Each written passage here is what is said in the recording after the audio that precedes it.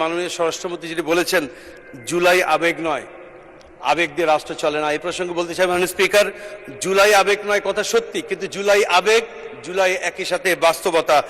আবেগ বলে জুলাইকে খাটো করে দেখার কোনো সুযোগ নেই। মাননীয় স্বরাষ্ট্রমন্ত্রী উল্লেখ করেছেন, তিনি বলছেন জুলাই আইনও না অধ্যাদেশও নয়, কিন্তু সংবিধানের 152তে বলা হয়েছে সকল অধ্যাদেশী আইন। জুলাই সনদ 2025-এর আদেশের 11-তে বলা হয়েছে পরিষদের অধিবেশন আহ্বান, কোরাম, ভোটদান ইত্যাদি শিরোনামের বলা হয়েছে সংসদ নির্বাচনের ফল ঘোষিত হইবার 30 পঞ্জিকা দিবসের মধ্যে যে পদ্ধতিতে জাতীয় সংসদের প্রথম অধিবেশন আহ্বান করা হইবে, অনুরূপ পদ্ধতিতে সংবিধান সংস্কার পরিষদের প্রথম অধিবেশন আহ্বান করা হইবে। কিন্তু অত্যন্ত পরিতাপের বিষয় মাননীয় স্পিকার, জাতীয় নির্বাচন অনুষ্ঠিত হয়ে গেছে, আজ 1 মাস গত হতে যাচ্ছে, কিন্তু এখন পর্যন্ত সংবিধান সংস্কার পরিষদের প্রথম অধিবেশন আহ্বান করা হয় নাই। শুধু তাই নয়, বিএনপি আজকের দিন পর্যন্ত সংবিধান সংস্কার পরিষদের সদস্য হিসেবেও শপথ গ্রহণ করে নাই। মাননীয় স্পিকার, গণভোটের মাধ্যমে জনগণের যে আকাঙ্ক্ষা প্রকাশিত হয়েছিল, সেখানে বিএনপির মতো একটি বৃহৎ রাজনৈতিক দল শুরুতেই সংবিধান সংস্কার পরিষদের শপথ না নেওয়ার জনমনে বিভ্রান্তি সৃষ্টি হয়েছে।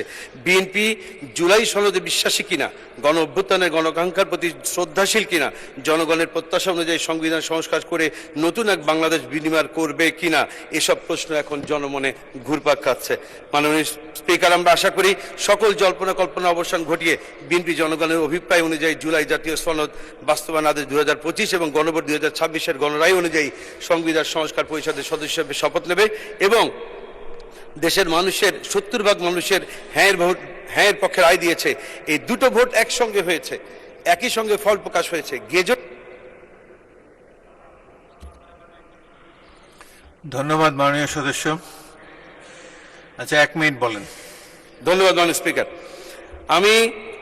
আমাদের এখানে যে আলোচনা হয়েছে, আমাদের মাননীয় স্বরাষ্ট্রমন্ত্রী যেটি বলেছেন জুলাই আবেগ নয়, আবেগ দিয়ে রাষ্ট্র চলে না। এই প্রসঙ্গে বলতে চাই মাননীয় স্পিকার, জুলাই আবেগ নয় কথা সত্যি, কিন্তু জুলাই আবেগ, জুলাই একই সাথে বাস্তবতা। আবেগ বলে জুলাইকে খাটো করে দেখার কোনো সুযোগ নেই।